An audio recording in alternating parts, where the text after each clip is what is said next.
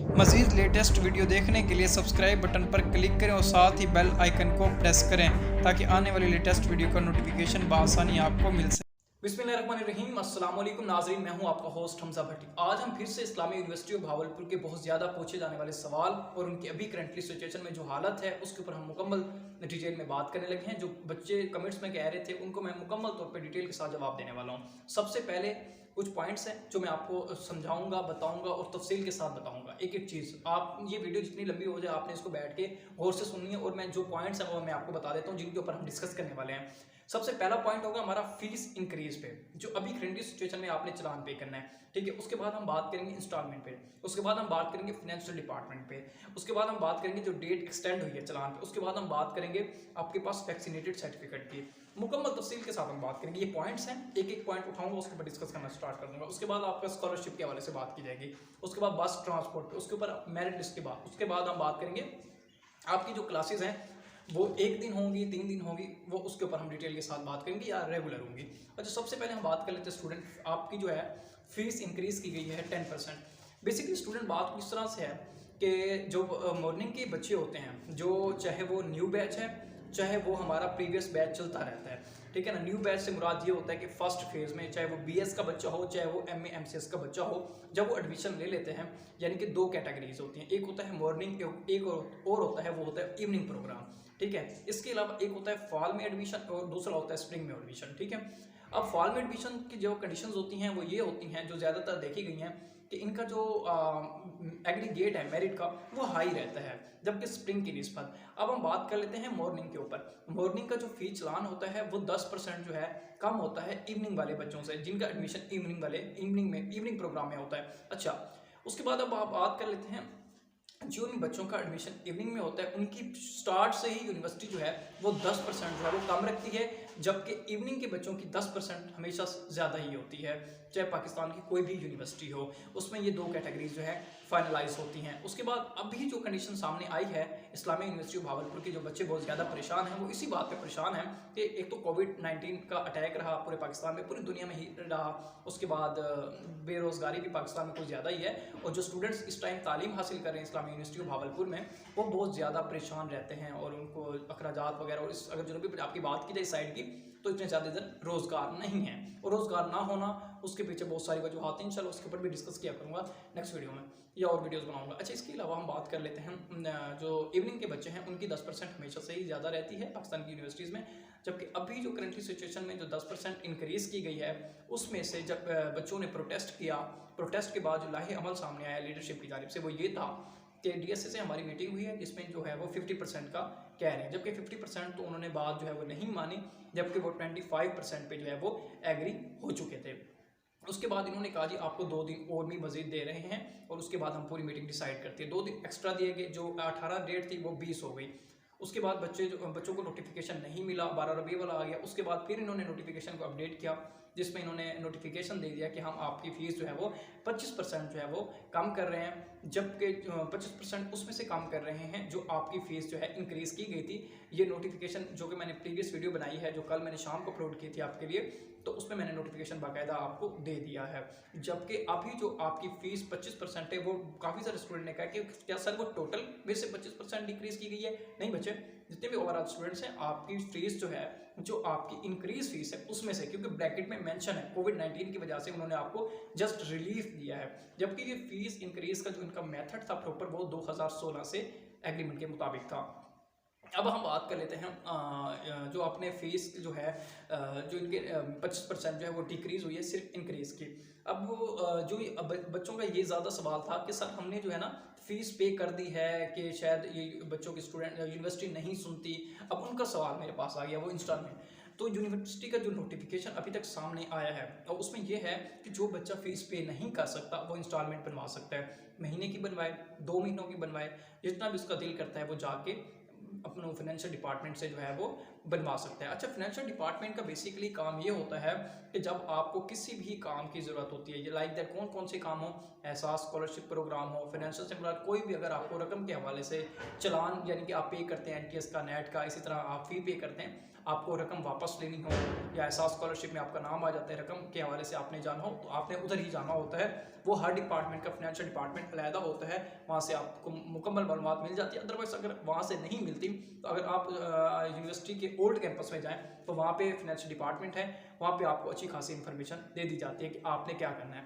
इसके अलावा कुछ स्टूडेंट ये कह रहे थे जो जिन बच्चों ने पे कर दिया है उनके लिए पहला तो इंस्टॉलमेंट था, फाइनेंशियल डिपार्टमेंट से आप रब्ता कर सकते हैं, वो आपको एडजस्टमेंट कर देंगे और बाकायदा आपको फॉर्म निकाल देंगे। दूसरा ये था कि आपकी इंस्टॉलमेंट बना देंगे। एडजस्टमेंट से मुराद अगर आपने पे कर दी है, अगर आप नहीं करना चाहते तो आपको एडजस्टमेंट के लिए भी जाना पड़ेगा। वो एडजस्टमेंट कहाँ पे होगी आपकी, वो आपकी फाइनेंशियल डिपार्टमेंट में आप जाएंगे या अपने डिपार्टमेंट के, वहाँ पे आपने जाके कहना है कि आपकी नेक्स्ट सेमेस्टर में जो है वो फीस ऐड हो जाएगी। उसके बाद अगर आप इंस्टॉलमेंट बनवाना चाहते हैं, आपके पास पैसे नहीं हैं, तो आप उन्हीं के पास जाएंगे। ये प्रॉपर तरीका था जो मैंने आपको बताया। उसके अलावा बहुत सारे पॉइंट्स हैं जिनके ऊपर अभी हमने डिस्कस करनी है डिटेल के साथ, एक एक चीज़ को पिक करना है स्टूडेंट आपने। अच्छा, उसके बाद जब आपने इंस्टॉलमेंट बनवानी है, जिन स्टूडेंट ने वो इंस्टॉलमेंट बनवा लें, जिन्होंने नेक्स्ट सेमेस्टर में एडजस्टमेंट करवानी है, ये वो एडजस्टमेंट करवाएंगे जिन्होंने फीस पे कर दी है, ये उनके लिए स्पेशल। अभी करंट सिचुएशन में जो इनकी ड्यू डेट है वो मैं आपको बता दूँ, वो है 22, ठीक है, 22 अक्टूबर जो अभी करंट सिचुएशन में ड्यू डेट आई है।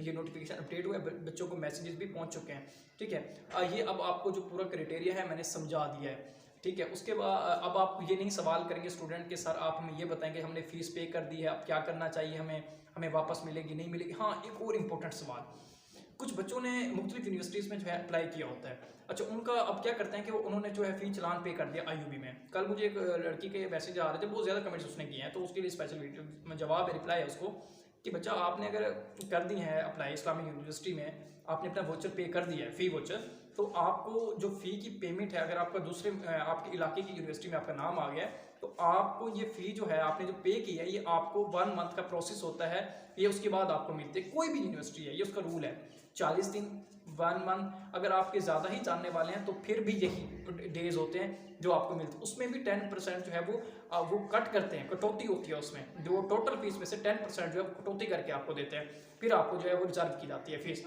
उसके बाद हम बात कर रहे हैं अब जो आपके अभी जो करंट सिचुएशन में वो 22 डेट अपडेट हो चुकी है, 22 अक्टूबर, ठीक है। अब हम वैक्सीनेटेड सर्टिफिकेट का इन्होंने मैसेज किया है तमाम स्टूडेंट को जो इनके प्रीवियस बैच के हैं।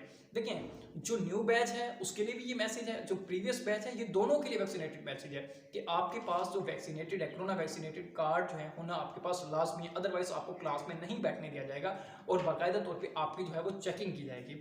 उसके बाद आ जाता है जी यूनिवर्सिटी का जो है ना ओपनिंग की, और बस ट्रांसपोर्ट पे हम बाद में बात करेंगे। इसके बाद आप बात कर लेते हैं स्कॉलरशिप पे, ठीक है।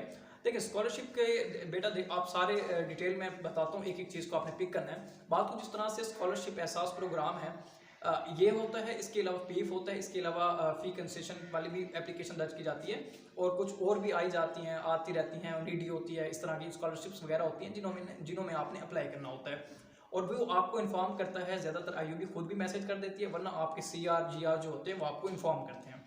अब इसमें प्रोसेस क्या होता है अप्लाई करने का, वो मैं आपको बताता हूँ। BS का 1 हो 2 हो, इन 2 रिक्वायरमेंट्स में रखा गया है, 2 फेज़ हैं जो अप्लाई कर सकते हैं। अदरवाइज MA MCS के बच्चों के लिए आप कर दिया हो तो हाँ, मॉर्निंग वाले बच्चों के लिए होता है, ठीक है, इवनिंग वाले बच्चों के लिए ये नहीं होते स्कॉलरशिप पे अप्लाई करना। आप जो है फॉर्म डाउनलोड करते हैं, मुकम्मल तरीक़ेकार है, आप उसमें अप्लाई कर सकते हैं, और बाकायदा ये HEC से अप्रूवल होते हैं, HEC से ये सारा कुछ होता है, यानी कि आप जब आप अप्लाई करेंगे ना आपको समझ आ जाएगी, क्योंकि मैं ज़्यादा डिटेल बताता हूँ, नए बच्चे होते हैं उनको समझ नहीं आती। उसके बाद जो आपको नीडी स्कॉलरशिप्स होते हैं, दूसरे स्कॉलरशिप्स होते हैं, वो आपको उस टाइम समझ आते हैं जब आप फॉर्म आपको मिल जाता है आपके डिपार्टमेंट के क्लर्क से, या आपको CR या GR बाकायदा फॉर्म जो है उसको डाल देते हैं, वो आपने फिल करके सबमिट करवाना होता है अपने डिपार्टमेंट में। उसके बाद आपसे जो है वो यानी कि जो फॉर्म होता है उसको आप सबमिट करवा देते हैं, उसके बाद जो डेट होती है उसको आपने वो करना होता है। अच्छा, इसकी जो मुकम्मल तफसीलात है ये अब कहाँ से मिलेगी, जो आपने ये चाहे वो किसी भी स्कॉलरशिप के लिए अप्लाई करना है, आपको ये जो है फाइनेंशियल डिपार्टमेंट से भी मिल सकती है, और इसके अलावा आपका जो एडमिनिस्ट्रेटिव यानी कि आपके डिपार्टमेंट की है उससे भी आपको ये मिलेगी। और आप ज़्यादातर स्टूडेंट्स क्या किया करें, अपने डिपार्टमेंट्स की जो आपके पास एडमिनिस्ट्रेटिव है आप उसके पास जाया करें एहसास स्कॉलरशिप की। अगर वहाँ तक भी आपकी जहमत नहीं है स्टूडेंट्स की तो CR और GR से रब्ता किया करें, क्योंकि जिस टाइम हम थे तो उस टाइम जो है वो CR GR वगैरह जो थे तो उस टाइम जो है वो अपडेट कर दिया करते थे, उस टाइम जो है व्हाट्सएप में वो डाल दिया करते थे फॉर्म। अच्छा, ये मुकम्मल तरीक़ेकार है। जब तक आप जो है हेल्प नहीं लेंगे, जाके नहीं पूछेंगे एहसास स्कॉलरशिप के हवाले से, तब तक आपको कोई नहीं आके घर बताएगा। वो जो फॉर्म होता है उसके ऊपर वेरिफिकेशंस होती हैं बहुत ज़्यादा, ये भी ध्यान में रखिएगा। ये नहीं है कि हर बच्चा अप्लाई कर लेता है। मैं आपको एक सिंपल एग्जांपल दूं, मेरे एक दोस्त हैं, मैं उनका नाम नहीं लेना चाहता। जब वो उनको स्कॉलरशिप का उन्होंने फॉर्म पे किया, भर दिया, वो जब उनके इंटरव्यू की बारी आई तो वो आईफोन लेके चले गए थे। तो ये भी ख्याल करना है, नोकिया 211 लेके जाना है।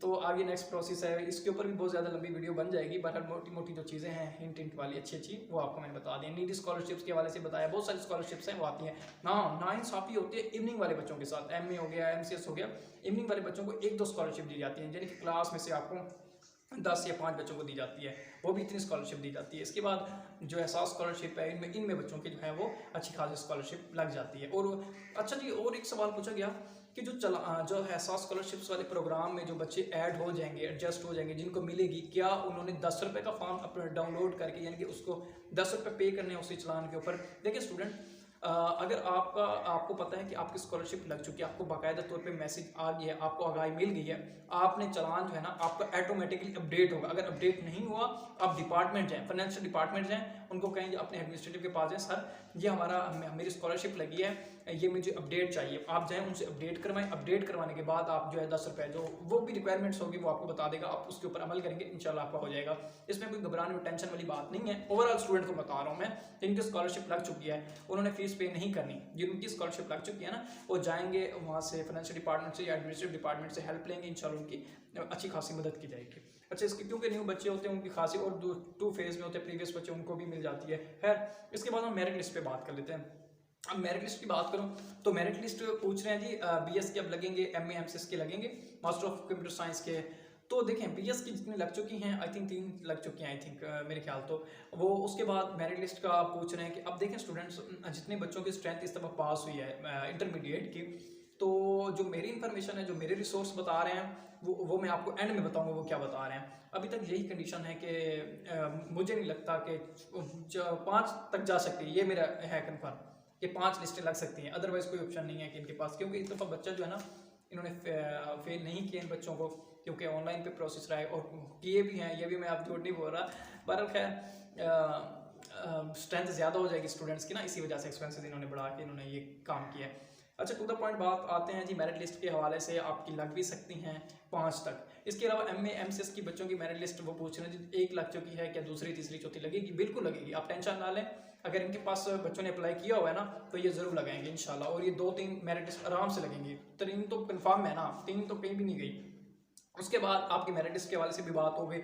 अब बात कर लेते हैं जी आपकी जो स्कॉलरशिप बस ट्रांसपोर्ट पे ओपनिंग में नोटिफिकेशन पे बात कर लेते हैं। नोटिफिकेशन है जो ओपन आपकी यूनिवर्सिटी होने जा रही है। देखिए, ओपन आपकी यूनिवर्सिटी जो है वो 22 को इन्होंने डेट दी है, जबकि आपकी यूनिवर्सिटी जो है वो मे बी 25 तक जो है आपको बुला लें, वरना इसका जो नोटिफिकेशन है वो 20 तक हो चुका है। जब तक आपके पास प्रॉपर तरीके से CR GR प्रीवियस वाले बच्चों को नहीं बताएंगे कि जो सर यूनिवर्सिटी जो है वो ओपन यानी कि उसका शेड्यूल आ चुका है उस तरह से, यानी कि वो प्रीवियस बच्चों को ज़्यादा समझ होती है। जो न्यू बैच है उनको सिर्फ ये बताया जाता है कि आपकी यूनिवर्सिटी जो है वो ओपन हो चुकी है, आप अपनी यूनिवर्सिटी में जो है तशरीफ लाएँ। उसके बाद ग्रुप्स वगैरह बन जाते हैं, टीचर्स की समझ आ जाती है, डिपार्टमेंट जाते हैं, उनको ईच एंड एवरीथिंग जो है वो पता चल जाता है अपने ही डिपार्टमेंट से। बस ट्रांसपोर्ट की बात करते हैं। ओपनिंग की बात होगी, ओपनिंग के हवाले से यही था कि आपकी जो है हो सकती है कि 22 है ना, 20 का नोटिफिकेशन है, यूनिवर्सिटी ओपन है, इसका मतलब ऑटोमेटिकली आप समझ जाएं 20 है ना ओपन है, आप जाएं इन्फॉर्मेशन अपनी कलेक्ट लें, आपकी क्लासेस कब से स्टार्ट हो रही हैं, कब से नहीं हो रही, ये आपके ऊपर डिपेंड करता है स्टूडेंट्स पे जो एडमिशन करा चुके हैं।